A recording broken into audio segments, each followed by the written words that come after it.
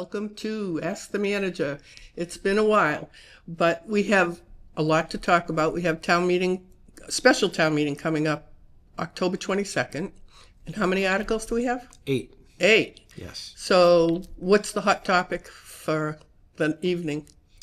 Well, the largest spending item that we have, there's a couple of hot topics, but the largest spending item that we have is the high school project. So we're moving from Module 1 to Module 2, potentially with town meeting's approval for the high school addition and renovation project.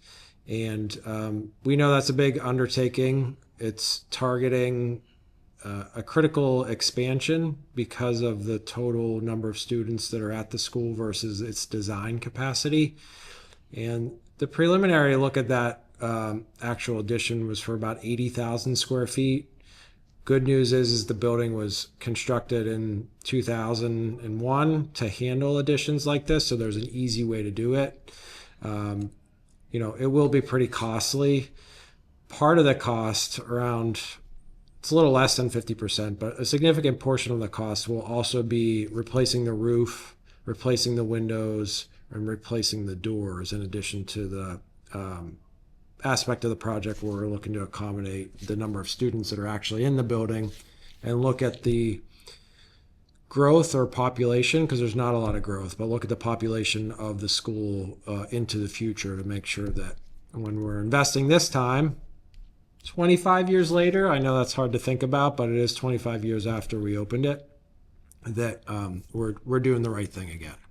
So it's been 25 years. When this project is planned, do you plan out for 25 or do you plan out for 50 like you do for municipal buildings? So we're planning out for 50. That's our goal, and that's what we will take on. We're in some confines with the Massachusetts School Building Authority because we have to follow their rules if we want their money, which is substantial, like 52% of the project cost. But we were able to do it with Beal. And that is our goal here with this project as well. Student enrollment, we don't have an official certification of enrollment back from MSBA yet, but we've submitted everything, and our preliminary conversations with them have the student population right around 1,900. Slightly declines over the next 10 years, but like nominally, just a couple students per year. And that's really consistent from when we started looking at student enrollment within the district right after we finished Beal, because we did we had a demographer come in and we did a lot of analysis and study because we did all that redistricting. So it's really consistent. So trends still seem to be saying the same. And we have taken the time to send us MSBA all the actual data that we have about housing development that's going on within the community. Substantial, right? We've talked about this a lot. There are 8 or 10 projects on the horizon that could produce about 1,000 units of housing. So that has all been sent to MSBA, but we still think it's in that 1,900, student range. So I did want to talk about all of the apartments that are going up. And so I'm going to pause on town meeting because I think this is a good time. We do have the apartments on Route 20 that are going up now, besides the Market Basket Shrewsbury Crossing project. We have the Tonella property that they're talking about it. We have South Street. We have North Quinsigamon Ave and Main Street. Do you stand out on Route 9 with a flag saying, hey, come build apartments in Shrewsbury? Of course, no. No, we don't. We're an attractive community for so many reasons. So that's one driver. The Shrewsbury Public Schools are an amazing draw to this community, and developers know that. And we know really the experience with apartment units in town. It hasn't produced a lot of school kids. About a third of a student per unit, is what the statistics look at. But it's really just the attractiveness of town. We provide comprehensive services. There's really a value proposition in Shrewsbury when it comes to what our tax bill is, how Selco rates are set, and how low they are, how well performing our schools is, how safe our police and fire make our community. So there's a lot of interest. And, a significant portion of the number of units that are being proposed are coming in through the 40B process. And we we are being very strategic when we're looking at these units and making sure that we're doing everything that we can to get into both the interim safe harbor, which is a temporary pause on the ability for developers to be able to use Chapter 40B, and the permanent or more permanent safe harbor, the 10-year designation, once we get to 10% affordable housing within the Okay, community. so let's back up because Sure. you're speaking a foreign language to some people. Okay. A lot of people can follow what you're saying. But there's a lot in there. Yep. So the 40B, all a construction company has to do is apply for a 40B through the state, which means Yep. They don't have to follow our local zoning. So we have less control. yeah, we have a lot less control. So those two projects, the 104 Main Street project, which is the one that you described at North Quinsigamond and Main Street, and then the one on South Street, those are residential projects that are being built within our commercial zoning. So otherwise you wouldn't be allowed to, but there's Chapter 40B of the state laws that says anytime a developer wants to build housing in a community that doesn't have at least 10% of its housing stock designated as affordable, then they're allowed to do that regardless of the zoning, and they go through this special process under a comprehensive permit. So we can't control that. We can't stop it. Cannot stop it. Okay, so now the next part is we have what percent of affordable units in town? The last time I looked, it was just shy of 7%.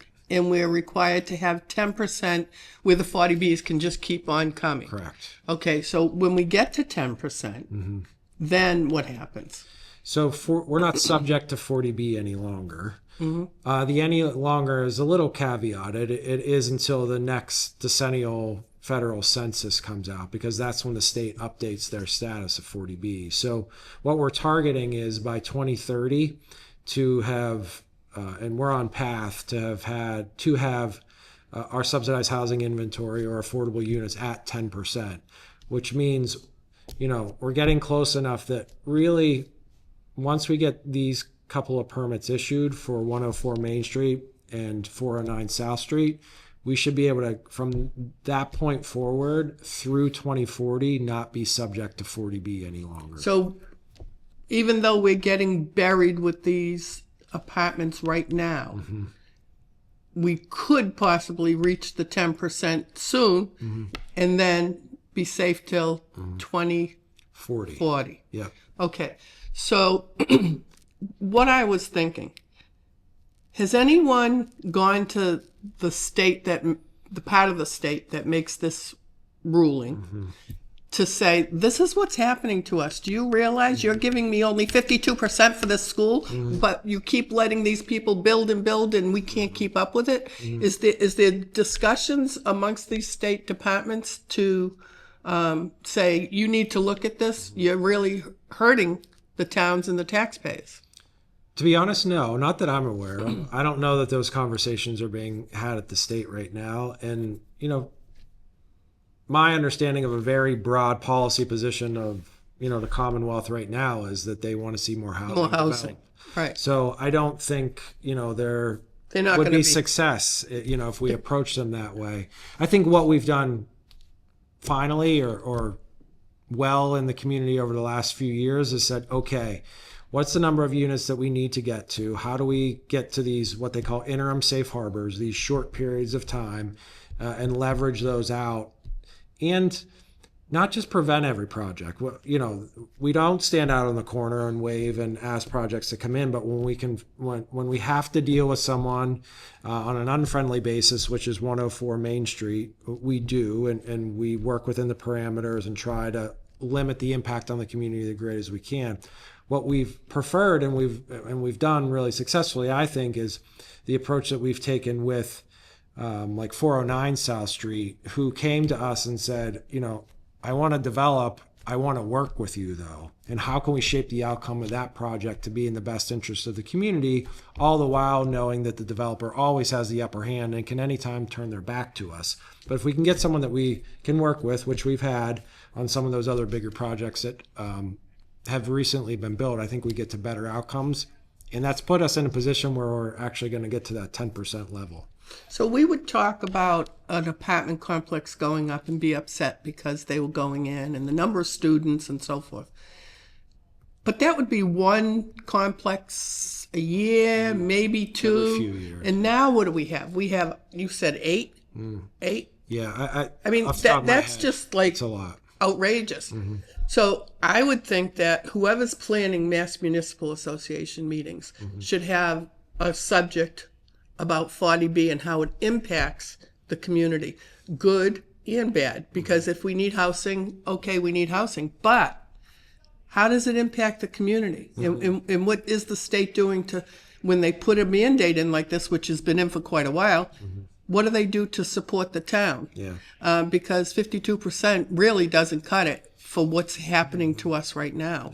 But I think it's important for the public to know that it's not the fault of the town that this is happening, because the perception is, tell that town manager to stop putting apartments in Shrewsbury. Well, it's not the town manager, it's not the select board, it's the state law that is really triggering this to be such a uncontrolled situation. Yeah, and in some of those instances, in those 8 projects, the 40B does impact us. There's no doubt, and I'm not downplaying that at all. But some of those projects are also are within our zoning and what's allowed in our zoning right now, and that, if you're an individual property owner, you have that right to develop your property. But I will say that, if anyone's watched the last few select board meetings when we considered this special town meeting warrant, the board is having that conversation. Do we want to continue to have the same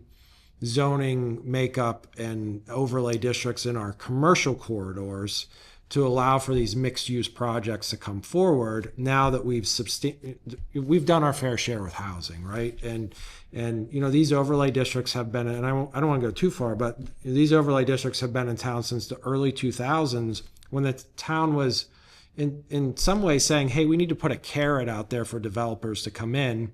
And that carrot was housing associated with commercial development or mixed use. But now maybe we're not interested in that carrot any longer. It's 25 years later. What is our zoning strategy for development in the community, especially in those commercial corridors now? Because a lot has changed, right? Sewers in Route 20, Route 9 continues to see a lot of development interest. So what should we do? And the board has taken the appropriate steps to move the town in that direction to say, let's reconsider this carrot and let's pause zoning for a little bit. And at least that's the direction that we're heading. So another aspect to this, what jumps into my mind, is there's a project at the foot of what I call the bowling alley hill on Route 9, where they want to put this project in there, but there's a legitimate concern about cars entering and exiting the property because of the location. It's like pretty much on top of an intersection,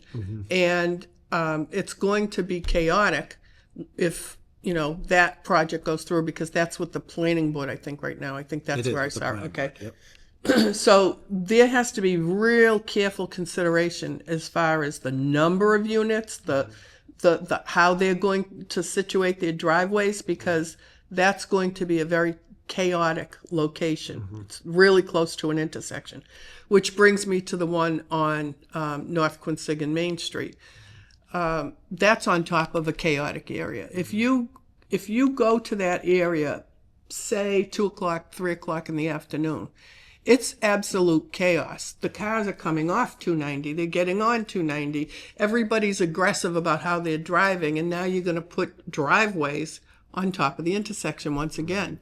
So there needs to be careful consideration in the planning. If they're going to choke us that we have to put this in, they need to figure out how to make those driveways not so negatively impacting our roadways. Yeah, and when you look at those 2 projects, I think that's a really good way to differentiate what we can do when we're under the challenges associated with 40B at 104 Main Street and when we're not, and we're just under our own zoning. Because you heard the planning board at their September meeting really pushing back on that 305 to 312 Boston or whatever the numbers are, 315 Boston Turnpike, the one at the bottom of the hill as you described it, because there's a lot of concerns that you pointed out really well. The other concern that we have just globally with the initial plans for that project is we think they're going beyond the spirit of what was intended within our zoning to have about 700 square feet of commercial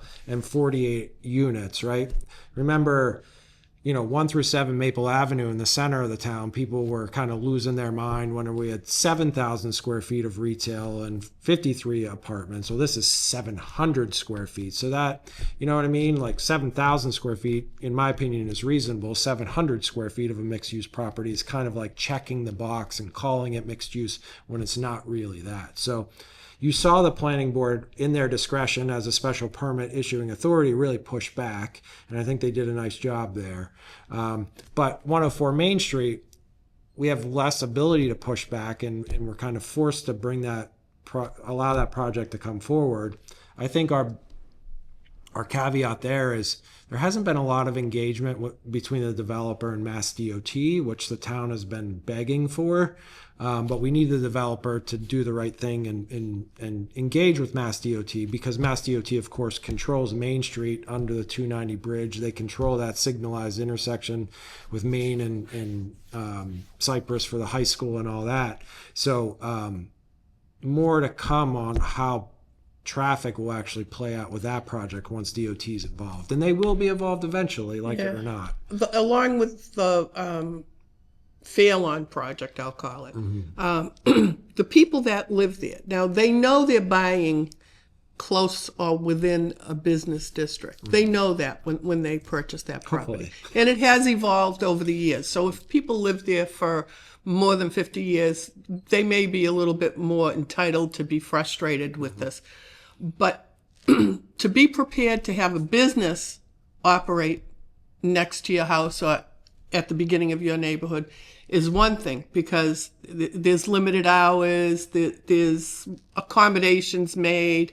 But when you put in all those units of apartments, now you're doing this to the neighborhood, like you're crushing them.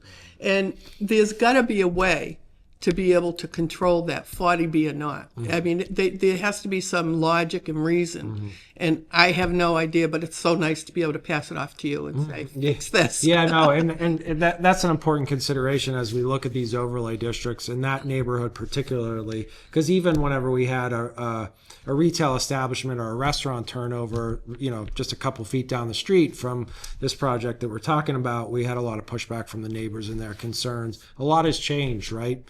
20 years ago, I don't know. We could name so many things technologically and socially, and what has become natural with food delivery and DoorDash. Like, so much has changed. It's time to look at it.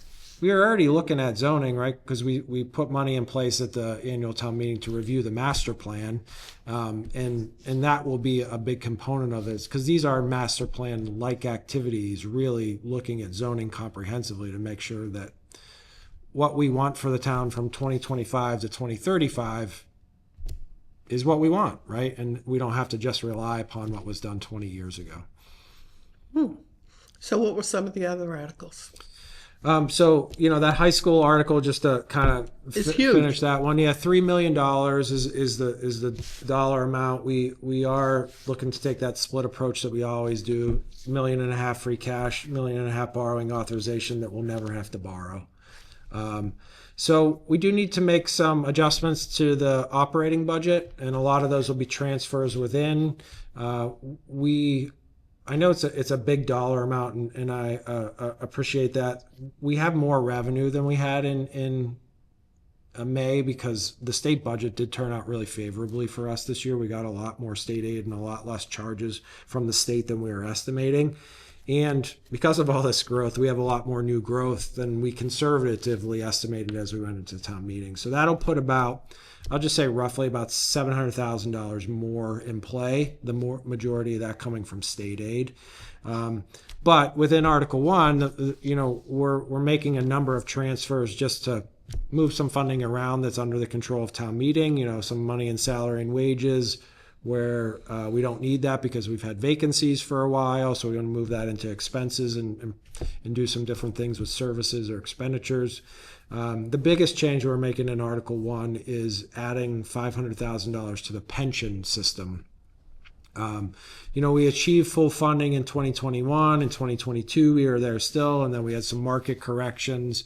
We adjusted the the base cost of living adjustment for the system. We added employees, and we're down to about 96% funded right now. So adding another $500,000 and rebaselining our annual contribution to the pension from $2.3 million to $2.8 million will allow us to get back to full funding within the next 5 years, which I think is appropriate. This is nothing like the 5 or 6 million we used to contribute to the pension system, 5 or 6 years ago, but it is an increase because that's what the actuarial analysis says that we should do. And since we have this opportunity, I think it's a really prudent investment to do now, because it is an investment, and the sooner we do it, the less money it will actually cost taxpayers in the future. So that's the biggest thing within the operating budget that we'll do. I just thought of something while you were talking. Going back to these apartments, in fairness to the apartments, several of those apartment complexes now are some of our biggest taxpayers. Absolutely. So the bad news is they're coming. The good news is they're going to be big taxpayers. Mm-hmm. Yeah, I mean, and when it comes to things like that, I talked about new growth, and what new growth is the additional tax revenue that we have on new property that's in the town, new things in the town, new buildings in town, this fiscal year versus last fiscal year. So what additions did people put on their homes? But more importantly, because of the scale, what new buildings were put up in town? And that number is like $1,650,000, just rounded. I mean, that represents, almost $175 million in new value in the community. That's a lot of new value year over year. And we've seen that consistently over the last 3 to 5 years. And that is reflected in both what you see in the community, but also our revenue. So we do have that benefit from it. So what's Article 2? Article 2 is interesting. It's adjusting the solid waste budget. So we do have to make an adjustment there.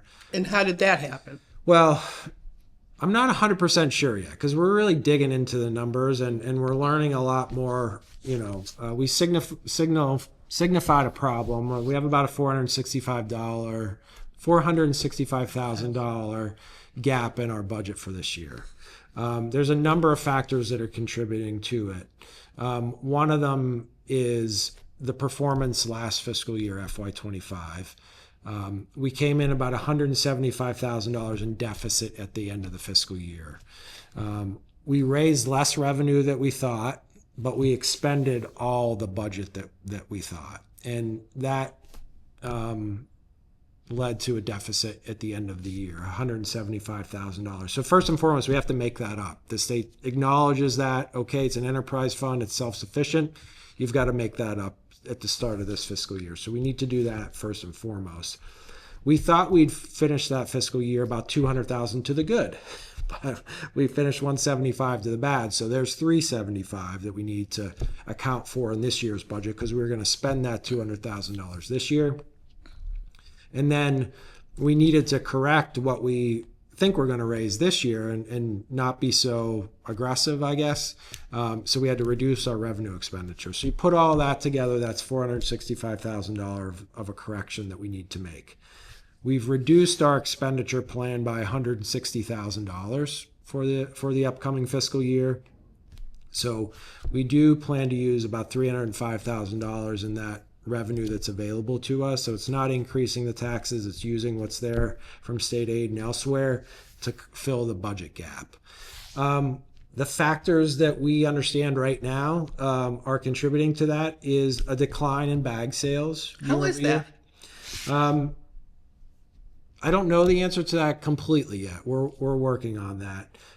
It's not significant, but it's like, if I went back and looked for like the last 3 years or so, it's been about a 6% decline over that time frame.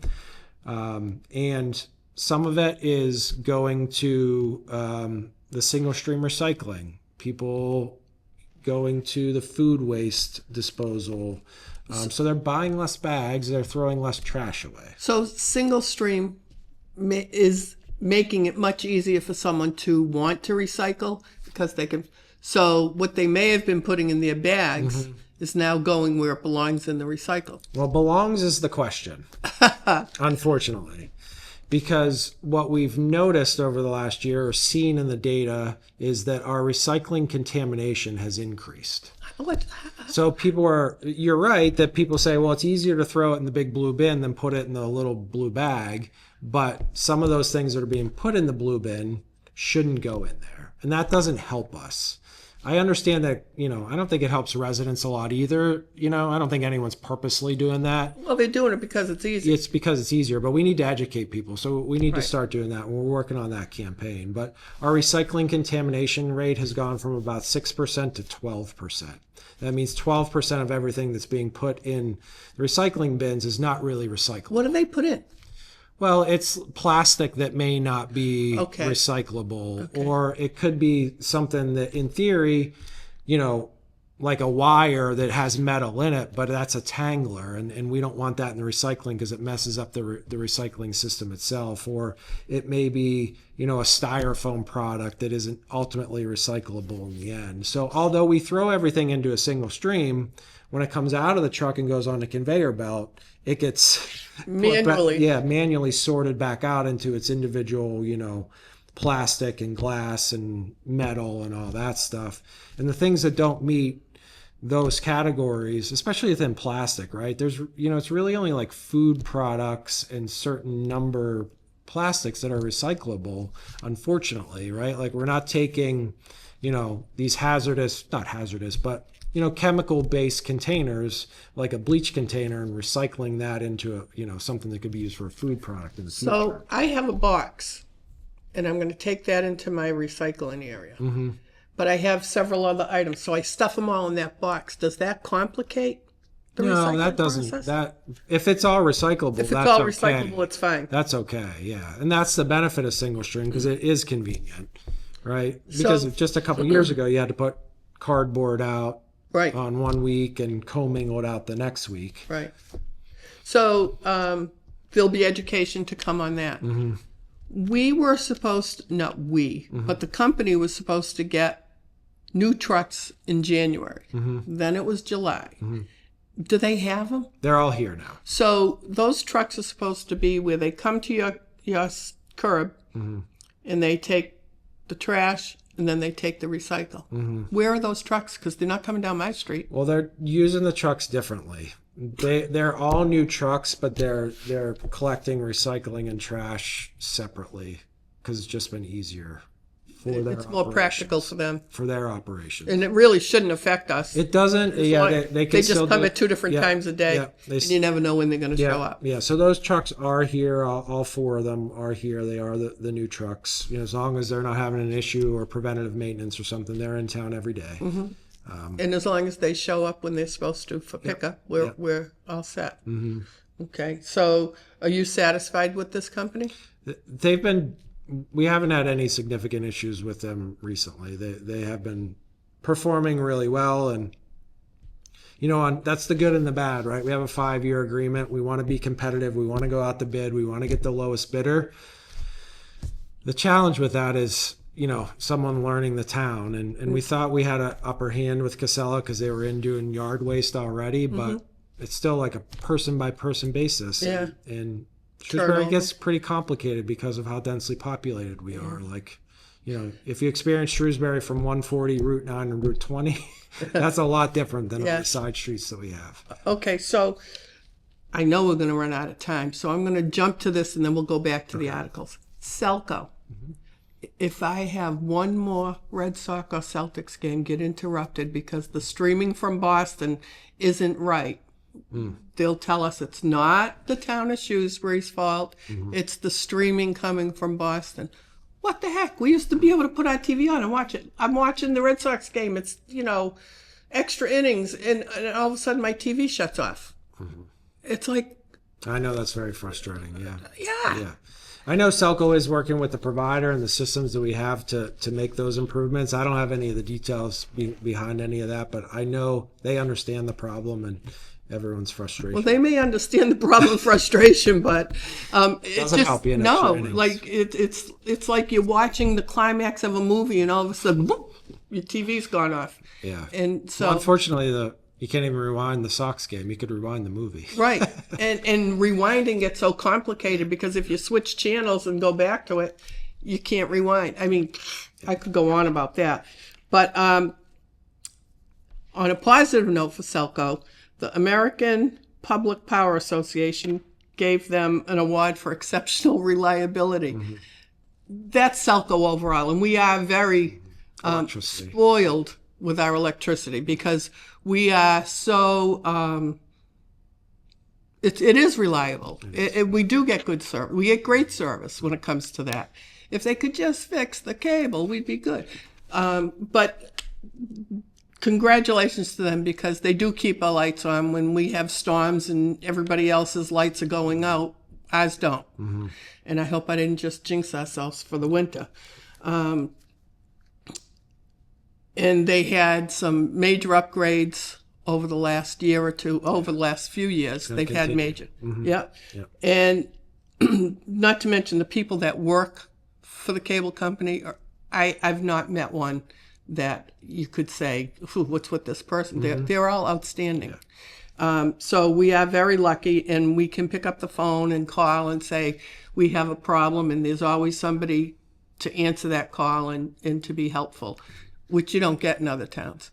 In fact, going back to recycle, my husband was buying bags in the grocery store, and the woman behind him said, boy, I wish I had your trash company in my town, because she said she spent something like $190 something a month on trash pickup.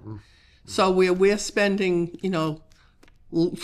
I don't know what other people spend, but less than $20 a month compared to what these people are spending. Yeah, and I can tell you the average resident, the average household spends $180 a year on trash bags. And those people spend that for a month. Yeah. So, and that was a woman just in line wishing.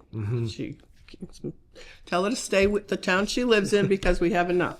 But anyways, going back to cable, I do think it is very, very frustrating. The other frustrating part is now you can't even tell when you go to channel 28, 29, or 30, you can't tell what's on TV unless you click, click, click, click, click, click down. You finally get to it, then you see what's on. You can't just like at a glance see That's the TV guide. Yeah. We don't have a TV guide anymore for our channels. And I think that hurts our viewing audience.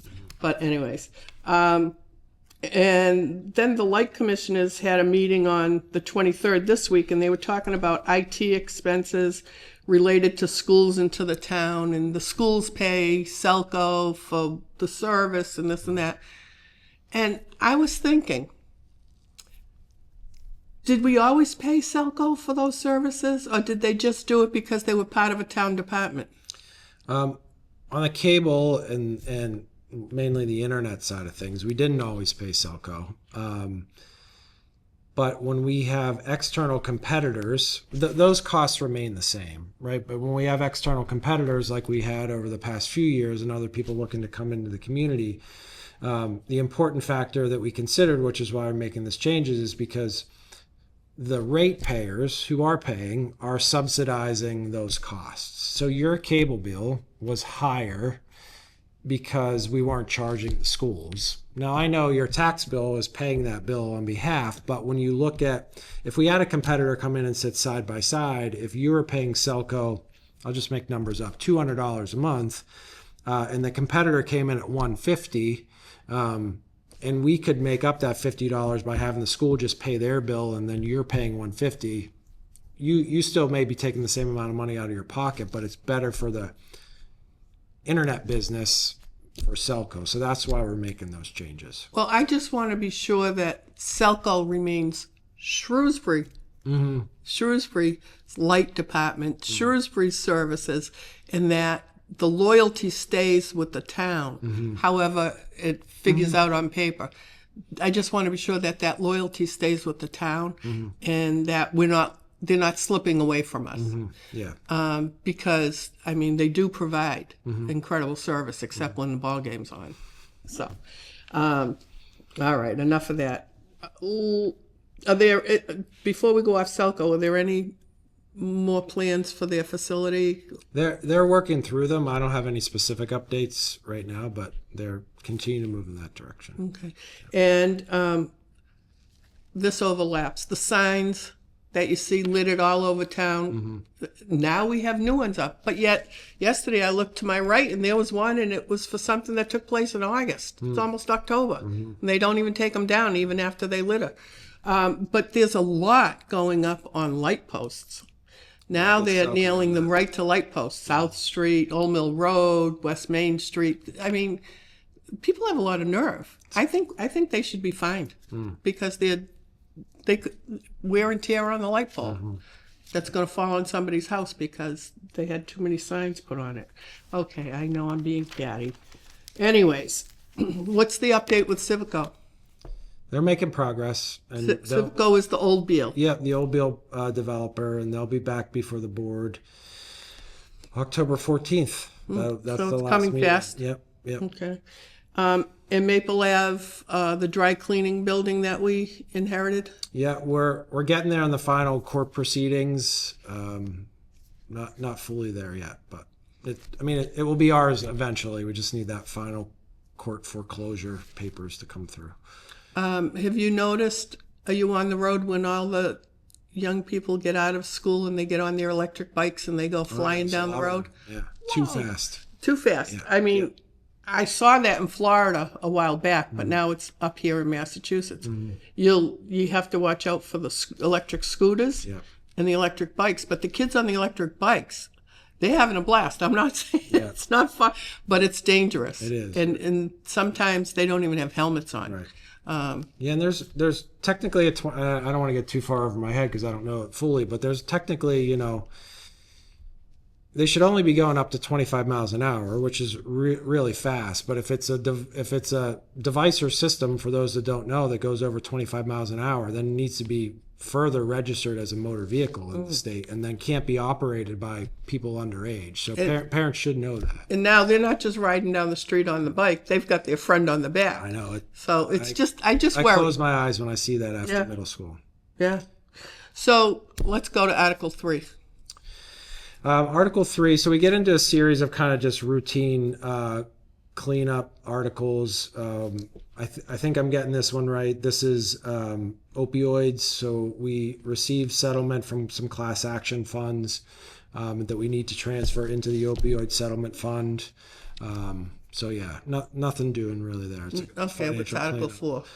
That takes us to the prior year bills is number 5. So I think.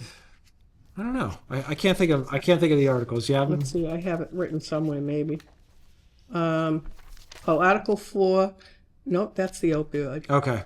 Article 3 then. And then what's Article 3? I don't know. And then it says something about appropriate TNC. Oh yeah. So TNC. That's Article 5. That is the funding that we get from Uber and Lyft rides to generate in the community. So that's about $30,000, 10 cents a ride. So a lot of rides happening over a 2-year period. And we use that for pedestrian mobility initiatives and crosswalks. Good. Yeah.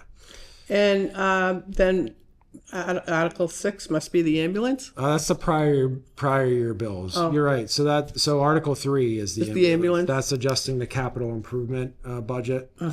And so we are looking to purchase an ambulance for the fire department to start our own EMS services. We've talked about that a lot, about needs and call volumes and declining mutual aid time. So it's $540,000 to purchase and equip an ambulance. It's going to take about 14 months for it to be built, and that puts us in the time frame that we want to have it, which is the first quarter of 2027 to start those services. When we first had UMass Ambulance in town, which I think is an excellent service, it was not an expense for us. It was just so insignificant. And then all of a sudden, and we knew that they could claim insurance and they could profit from it, but it was a great service for us.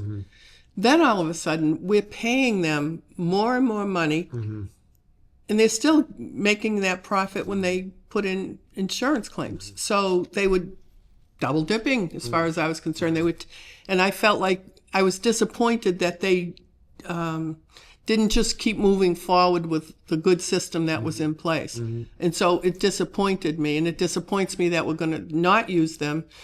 But I am excited because I do know that we have a lot of good people in town with good backgrounds to take over that service. Well, we may still use them. It may be in partnership, and it will be in partnership at least through 2029 that they're under contract through.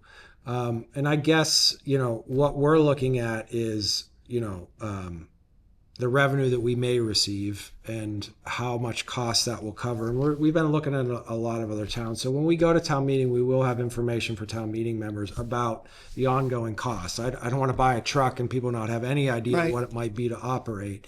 So, we'd need 8 additional employees. At least that's what we're thinking at this point.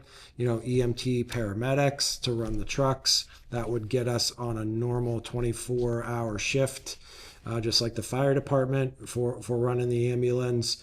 We're estimating revenues to be, somewhere north of $2 million a year, but, 8 employees and medicine and truck and expenses and all that stuff, we will generate the revenue, but the expenses could be at that level or exceeded as well. So we're really looking at that model. And Westboro has been doing this for quite a while now. Yeah. And they seem to have a really good system in place. Yeah. And we're looking at them as a model and using their revenues and call volumes to really help us understand what that will look like for Shrewsbury. So that's Article 6 now we've gone to? Yes. Okay, Yeah. so what's 7? So Article 7 doo-doo. becomes a citizen's petition Fluoride. for fluoride. And the approach with this article would be effective. It is requesting town meeting consider special legislation to be enacted for Shrewsbury at the state level that would require a townwide vote for residents to say yes or no whether they want fluoride in the drinking water or not. And it would be binding. So if the answer is no, then fluoride would no longer be dosed into the system for a period of 5 years. When was the last time we addressed this? Because we've addressed it multiple times. Less than 5 years ago? I think that article was rescinded. So I think maybe it was a little. I don't think town meeting actually voted on it. I think the last time fluoride came before it was withdrawn without consideration from town meeting. But it has been since I was here that there was a vote on it. So somewhere around 7 or 8 years. So you've been here for that long, and Yep. it's already been addressed twice. Twice. I do say this time the approach that the petitioners are taking is proper under the laws. So it would be effective. The other ones, I don't think that was the case.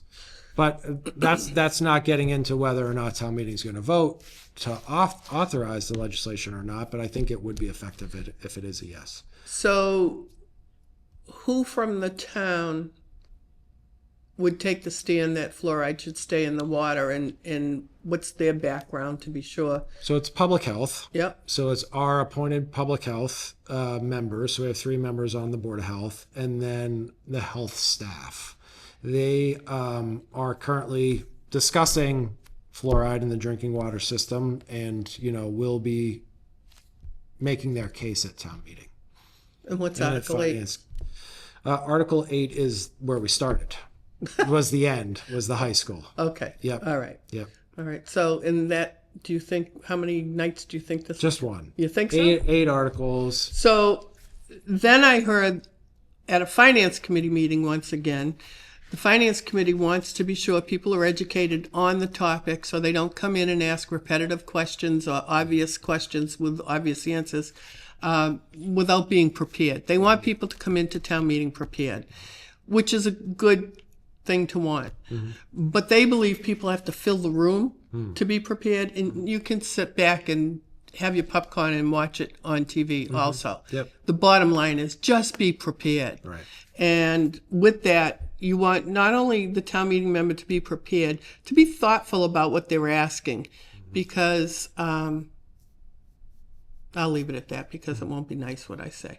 But I just think that preparation for town meeting is really important. If you want to be a town meeting member, then come prepared. Yeah, and I think the other thing that the finance committee was signaling, and this is up to town meeting members to make the decision, but if you have a question, I think to your point, if you have a question that you're looking to get answered, to help you make a decision. If you ask that at the Finance Committee public hearing, Right. you can get a response, and then you still have 2 weeks or so to really think about how the response was provided and how you're going to vote. Which used to happen at pre-town meeting, but then pre-town meeting got Changed. Yeah. changed, but it got changed as a result of people asking the question at pre-town meeting and then coming and asking the same question at town meeting. Same person asking the same question they already get the answer to. So it's understandable how it happened that it got changed. But I do think if they do have questions, that's the perfect forum. And that was the purpose of pre-town meeting in the first place. And then there was something I saw about the process for naming town meeting property. For town property, yeah, it's something. Town meeting, yeah, town property. Yeah, so the board is, had a conversation about this. We don't have a policy that's in place, and we have a new cemetery, that will be opening. We don't necessarily, staff doesn't necessarily recommend we just name it Mountain View because we, it should be distinct. People should know Mountain where View to go. East, Mountain View West. Maybe, so what is it going to be? What is the process that we're going to use? I just hope that they don't, not just the cemetery, but people don't name the cemetery over after their cousin.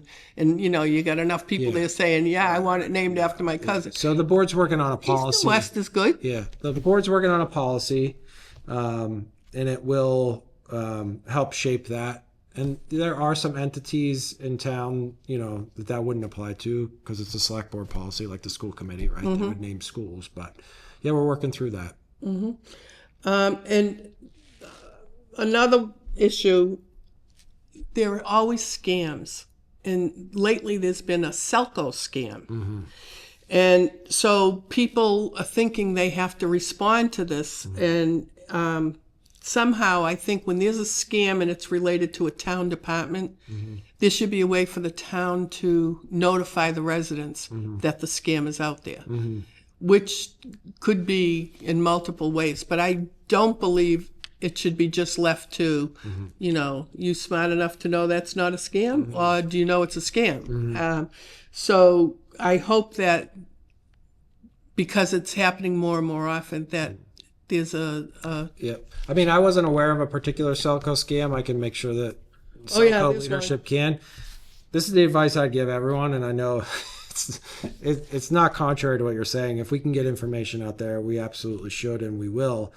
Everything should be considered a scam because we don't reach out to anyone for any particular information except for to provide notices to things.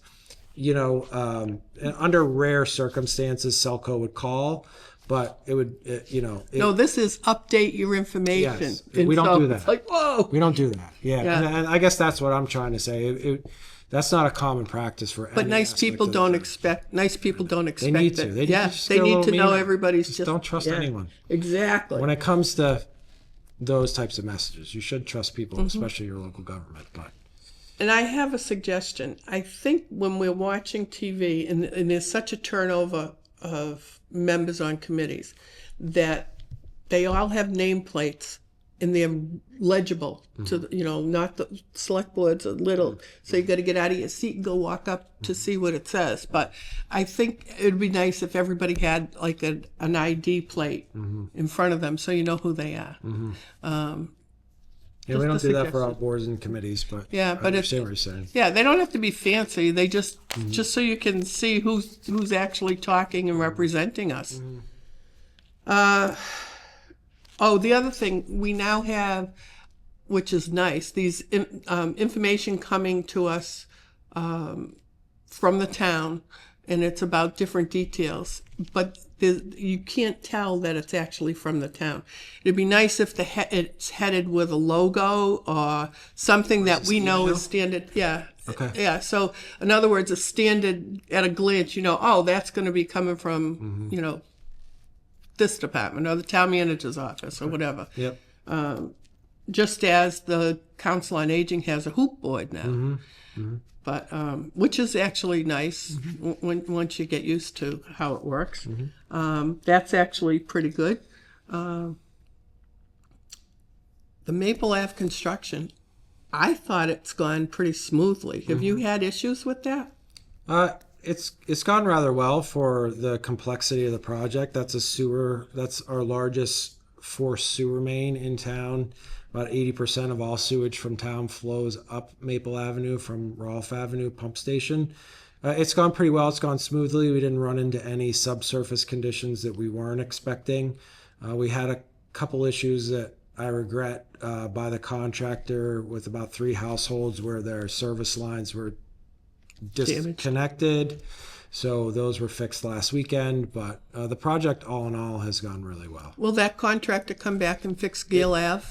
Gale Ave. Gale Ave is the side street where they packed all their heavy equipment and then ripped up the road? Yes, that will So be they'll fixed. come back and fix that? Yeah, and that will be when they do the main paving to fix the trench. We have the temporary patch in the trench right now. I just couldn't believe how quickly they moved down the street. You could actually tell that things had to have been going smoothly because they were at a pace and you knew when they were going to be coming in front of Old Mill Road and so forth. And then I'm sure most of the work is down towards the bottom of the hill because you're near the pump station. Yeah, so and we're doing those 2 pump stations, those two critical pump stations, Maple Avenue and Rolfe, are both being completely rehabbed. Now, we did have an issue with a failed valve last Thursday, I think it was, and we had to, pump out the pump station and use trucks to take it further down the line, but that has been fixed and remedied. And so let's jump to Yatco. Yatco is the gas station that's going to cause absolute chaos at the corner of Route 20 and Lake Street. So the planning board approved it. Why did they approve it? Well, I mean, I think they met the criteria that the planning board was asking them to meet, and it meets the zoning, meets those allowances, and they've made some concessions throughout the process. Worked a lot with Mass DOT to make sure that the roadway connections were appropriate. People need to follow those and the signage. So we're not overly impacting traffic on Route 20 or on Lake Street. When they come out on Lake Street, are they going to have that so when they come out they can only go right? Yes. Because that will be really important because that whole section of you can't pull the cars fast enough through there. Yeah. And there are certain times of day it's worse. Yeah, it's really challenging in the evening for sure. Yeah. Now you've had a lot of changes in your office. I have, yeah. One exciting one is Alex got a really nice promotion. She did, yeah, well deserved. So Alex Martinez is the director of budget and financial planning, and she's been doing a lot of that work already, but she's being recognized through the title to do that. She's really growing leaps and bounds in her knowledge of financial management and local government financial management, and she's ready for this next step, which will be a challenge for her, especially on the financial planning. She's managed the budget kind of with her eyes closed the last few years, but the financial planning and the kind of the deeper analysis, I just think it's great because she was always good no matter what job you gave her in that office. She did it well. But I noticed must have been the finance committee meeting. There were questions asked and she answered so confidently. It was like it was old hat for her already. She's faster than I am at answering those questions now. So I was really happy for her at that. Yeah. And now you have Justin Dobson left to go to the city of Worcester to be an aide to city council, which is something that he's really excited about. We're sorry to see him go. Would love to have kept him for a while longer and allowed him to continue to grow in his role. But we'll be backfilling Justin's position with a little bit of a different role, a little more narrow of a scope, just to meet all those responsibilities that Justin had and also serve the board well. Well, see, when you allow people to go back to school and get their master's in public administration, that's a signal that they're going to go up and out. But so I don't think it's a bad reflection on your office. I think it's a compliment that they've had the opportunity to grow in your office, and who knows, they could come back. But we're proud of Justin. I mean, he makes a good career move, and he will continue to move up in his career. Yeah, He's got a lot so of skills. That's great.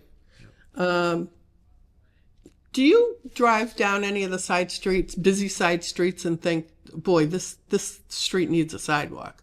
Because Old Mill Road, like people can't even come out of their houses. The streets gotten so busy.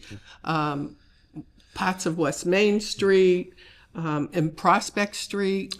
I do. Yeah, I do. And we are actually, we've been talking about this for a number of years now. We installed our first new sidewalk on a road that didn't have one on Crescent Street this summer. So that was a good step in the right direction for the town. And now we need to build the money, which we set money aside every year, and we use some of those dollars that we talked about earlier from the Uber and Lyft funds to go towards things like this. But what we're doing more importantly, I think, is a comprehensive capital plan for roads and sidewalks. Old Mill Road. Oh, Yes, my word. I mean, Chapter 90, although it has increased significantly, and we're at about $1.8 million in Chapter 90 funding this year, that's still not enough for us to be able to get to all the roads in a reasonable time frame within town. So we're looking to put a plan together. It would cost more money, but we at least need to do the analysis and make the case. Shrewsbury's football team's having a good season so far. They have a big game coming up tomorrow night. Shrewsbury plays St. John's, but Coach Aloisi made his 100th win Congratulations last to week, John. which was great. Yeah. And, watching them last year, they got crushed by Hudson, which sounds crazy, but they did. Mm-hmm. And this year, the roles were reversed, and Shrewsbury rose to the occasion. So it's good for the kids, and it's good. And what's so strange is I'm seeing now people that are my kids' age, my son's age, their kids are playing high school football, and it's just unbelievable. But it's fun. You'll hear a name and you'll go, wait a minute, I bet I know their parents. So, and let's see, you have new finance committee members. Yeah, Victoria Pitney and Kelly Barner joined the finance committee, appointment from the moderator. We're excited to have them on board, and they'll get their feet wet at the special town meeting, just 2 meetings into their tenure. A second meeting will be a public hearing, so they'll be ready. They're great. And the 300th anniversary committee? Still working. They're going to have their first, I hope we didn't miss it, but they have their first public engagement to get some public input on what their activities are this week or next week. I have lost track. And pump irrigation, $25,000 for the foundation property. Yeah, up there. So we had a 22-year-old irrigation pump that went on a well. The finance committee was gracious enough to allow us to backfill that in the budget since we're so early on, and likely have more challenges throughout the year for Parks and Cemetery, but we appreciate their willingness to give us that $25,000 and fill that budget gap, so we don't have to address that at town meeting, and we could get the pump back online. And the school department gave back a little over $2 million? No, the town departments did. Oh, I thought that was the school department. I was like, how did that happen? Other way around. Okay. Yeah, that was all from town budget. Oh, town budget. Yes. Okay. Yep. And I'm sure you already have figured out how you're going to spend that. And I had so many more questions, and I didn't have a guest because I knew I had so many questions. But thanks for watching. We'll see you next time.